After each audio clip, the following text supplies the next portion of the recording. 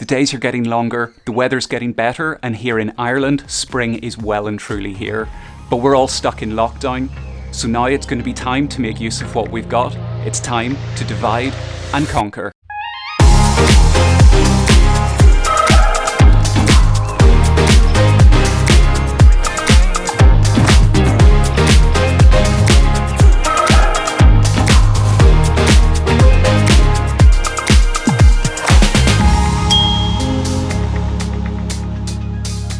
Hey everyone, it's April and there's no better time to be getting out into the garden, especially when the weather's as good as this. You only have to look out of the window to see that we've left the winter behind. We've already had snowdrops, we've already had daffodils, and now that they're starting to pass, you can see that everything else is really kicking into life now, and that means that it's a really good time to start looking at plants that we can divide so that we get more free plants that we can put elsewhere in the garden. So let's get out and get gardening.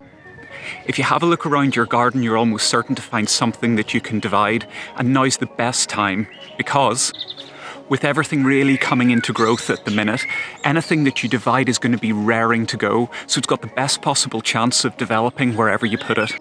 The other thing is that maybe you've got a plant that you really love. It's maybe got a really nice leaf or a flower that you particularly like. If you divide it, you know exactly what you're going to be getting.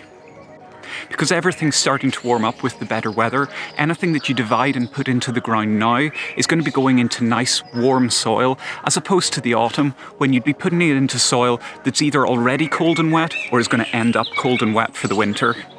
And the final and best thing about dividing plants, they are completely free.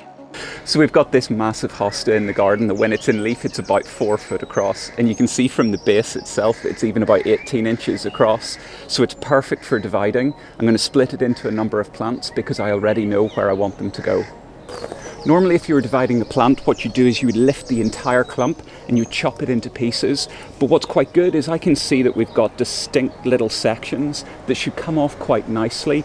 The other thing is that it's not in leaf yet, except for this bit, which means that I can see those clumps nice and easily, and it'll be easy to split them apart.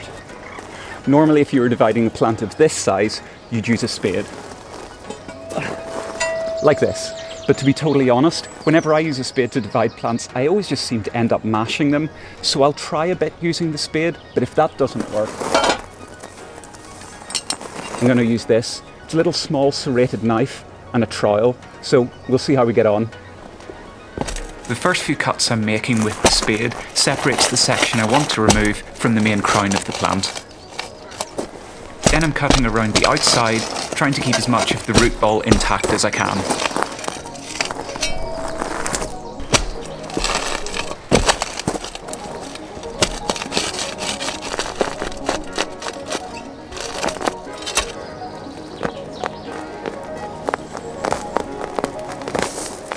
There you go, just like that, that's one small clump separated. Now all I need to do is do the same thing, taking off all the bits that I want.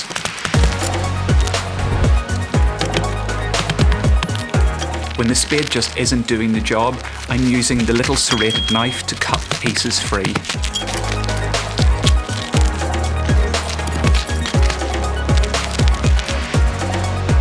A few of the pieces are still pretty big, so they can just be cut and then gently prized apart.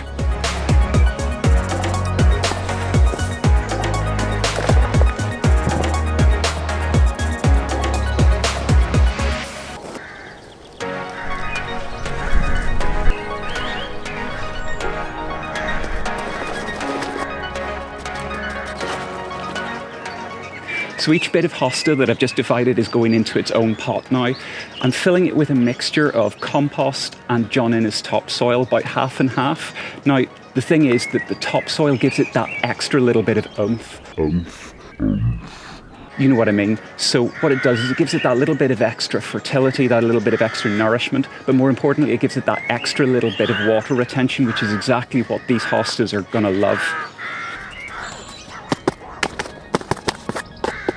So all of the clumps that we divided off the plant are all potted up. Check this out, how cool does this look? Yay!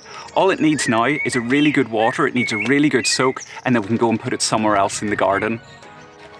Even getting a small job like this done feels really good, and then you can chill out for the rest of the day knowing you've got something done in the garden.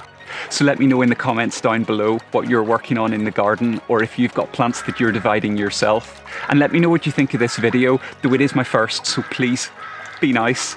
And for the first time ever, click like if you enjoyed this. Hit subscribe if you want to see more of my videos in the future.